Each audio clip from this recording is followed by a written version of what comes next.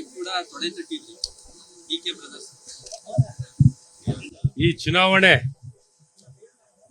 ಜನರ ಪ್ರತಿಷ್ಠೆಯ ಚುನಾವಣೆ. ಇದ್ಯಾರು ನಮ್ಮ ವೈಯಕ್ತಿಕ ಪ್ರತಿಷ್ಠೆಯ ಚುನಾವಣೆ ಅಲ್ವೇ ಅಲ್ಲ.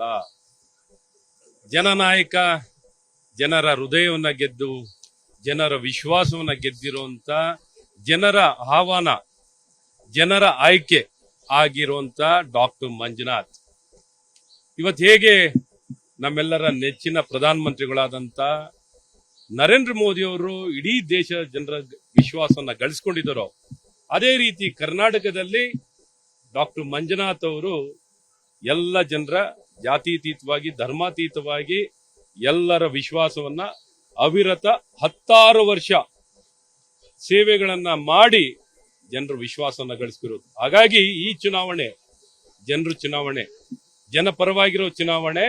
ಈ ಜನರ ಜಯ ಪ್ರಜಾಪ್ರಭುತ್ವದಲ್ಲಿ ಜನಶಕ್ತಿಯೋ ಹಣಶಕ್ತಿಯೋ ಅನ್ನೋಂತ ಬಹಳ ಸ್ಪಷ್ಟ ಸಂದೇಶವನ್ನು ಕೊಡ್ಲಿಕ್ಕೆ ನಿರ್ಣಾಯಕವಾಗಿರುವಂತ ಇಡೀ ದೇಶದಲ್ಲಿ, ಪ್ರಾಬಲಿ ಇಡೀ ದೇಶದ ಗಮನ ಸೆಳೆಯುವಂತ ಚುನಾವಣೆ.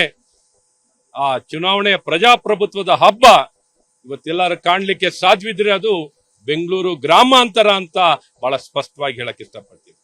ಹಾಗಾಗಿ ಈ ಸಂದರ್ಭದಲ್ಲಿ ಇವತ್ತು ಜನ ಬೆಂಗಳೂರು ಗ್ರಾಮಾಂತರ ಲೋಕಸಭಾ ಕ್ಷೇತ್ರದಲ್ಲಿ ಕೊಡುವಂತ ಮತ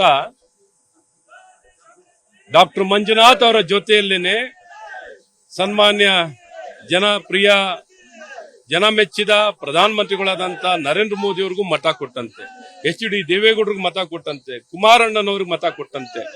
ಹಾಗಾಗಿ ಈ ಎಲ್ಲ ಮತಗಳು ಜನಪರವಾಗಿ ಎಲ್ಲ ಒಗ್ಗಟ್ಟಿನ ಮತ, ಒಂದು ಶಕ್ತಿಯಾಗಿ ಇವತ್ತು ಒಂದು ಉದ್ದೇಶಕ್ಕಾಗಿ ಇಡೀ ದೇಶದ ಮತ್ತು ಬೆಂಗಳೂರು ಗ್ರಾಮಾಂತರದ ಸರ್ವಾಂಗೀಣ ಅಭಿವೃದ್ಧಿಗೆ ಕೊಡ್ತಿರುವಂತ ಒಂದು ಮತ.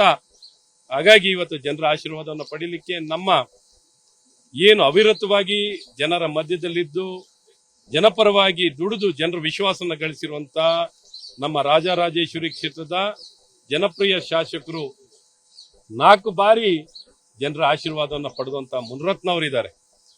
ಹಾಗೆ ನಮ್ಮ ಕೃಷ್ಣಪ್ಪ ಅಣ್ಣನವರು ನನಗೆ ಅಣ್ಣ ಒಂಥರ ರಾಜಕೀಯ ಗುರು. ರಾಜಕೀಯದಲ್ಲಿ ಹೇಗೆ ರಾಜಕೀಯವನ್ನ ಉತ್ತಮವಾಗಿ ಮಾಡಬಹುದು, ಜನರ ವಿಶ್ವಾಸ ಪ್ರೀತಿಯನ್ನ ಗಳಿಸಲಿಕ್ಕೆ ತಮ್ಮ ಅವಿರತವಾಗಿ 16 ವರ್ಷದಿಂದ ಎಲೆಕ್ಷನ್ ಅನ್ನ, ದೇವೇಗೌಡರ ಎಲೆಕ್ಷನ್ ಇಂದ ಹಿಡಿದು ಅವರ ಅಣ್ಣನವರ ಎಲೆಕ್ಷನ್, ಎಲ್ಲಾ ಎಲೆಕ್ಷನ್ ಅನ್ನು ಮಾಡಿ ಯಶಸ್ವಿಯಾಗಿ ಜನ ಆಶೀರ್ವಾದ ಪಡೆದಂತ ಕೃಷ್ಣಪ್ಪನವರು ಮತ್ತೆ ಇತರ ಎಲ್ಲಾ ಕ್ಷೇತ್ರದಲ್ಲೂ ಯಶಸ್ವಿಯಾಗಿ ಜನ ಆಶೀರ್ವಾದ ಪಡೆದಂತ ಎಲ್ಲ ನಾಯಕರು ಒಗ್ಗೂಡಿ ಒಗ್ಗಟ್ಟಿನಿಂದ ಇವತ್ತು ಕೆಲಸವನ್ನು ಮಾಡಿ ಈ ಚುನಾವಣೆ ಹೇಗೆ ಜನಪರವಾಗುತ್ತೆ ಮತ್ತು ಜನರ ಗಮನವನ್ನು ಸೆಳೆದು ಇವತ್ತು ತಾಯಿ ಚಾಮುಂಡೇಶ್ವರಿ ಆಶೀರ್ವಾದವನ್ನು ಪಡೆದು ಇವತ್ತು ನಾಮಪತ್ರ ಸಲ್ಲಿಕೆಯನ್ನ ನಮ್ಮ ಡಾಕ್ಟರ್ ಮಂಜುನಾಥ್ ಅವರು ಮಾಡ್ತಿದ್ದಾರೆ.